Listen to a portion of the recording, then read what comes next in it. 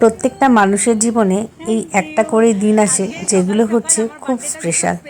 যেমন আজকের দিনটা আমার কাছে ভীষণ স্পেশাল ছিল, কারণ আজকে ছিল আমার জন্মদিন। আর সকালবেলায় প্রথমেই দিদিভাই ঘুম থেকে উঠে এসে আমাকে এই 4টে ক্যাডবেরি দিয়ে উইশ করলো, আর আমি ভীষণ মন থেকে খুশি হয়ে গেছি।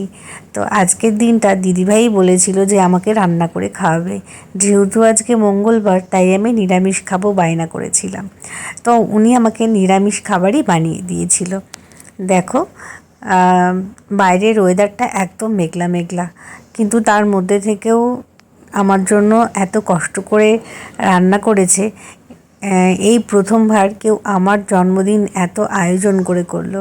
এর আগে সেরকমভাবে কখনোই হয়নি, তাই জন্য আমি মন থেকে ভীষণ খুশি হয়ে গেছিলাম।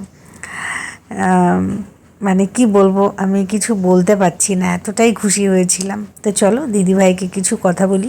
দিদিভাই, আজকে আমার জন্মদিনে তুমি কি বলতে চাও আমাকে? হ্যাঁ, জন্মদিনে আর কি বলবো, তাই না? আম, এই জন্মদিনটা তোমার জীবনে বারবার ফিরে আসুক, এটাই চাই। 1000-100 কোটি বছর তুমি এই পৃথিবীতে বাঁচো, অনেক সুখে থাকো, ভালো থাকো, এটাই চাইবো, তাই না? এই যে মেয়ে আছে, ওকে ভালোভাবে মানুষ করো, স্বামীর সাথে ভালোভাবে ঘর করো, আর সবসময় প্রত্যেকটা মুহূর্ত খুশিতে কাটাও। আর মাথা ঠান্ডা করবো না? না, মাথা সংসার করতে গেলে মাথা গরম হবে, মাথা গরম হবে, আমরা ঠান্ডাও হয়ে যাবো, ওই নিয়ে কোনো ব্যাপার না। সুস্থ থাকতে হবে, সুস্থ থাকতে হবে, বাস, আর কিছু চাই না, তাই না? তোমাকে অনেক অনেক অনেক থ্যাংক ইউ আমার জন্মদিনটা এত ভালো করে সেলিব্রেট করানোর জন্য।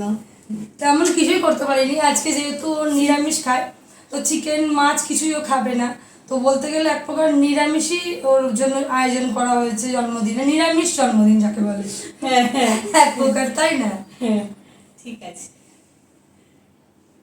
বুকু অফিস থেকে ফিরে বায়না শুরু করে দিয়েছিল যে আমাকে গিফট কিনতে বাইরে যেতে হবে।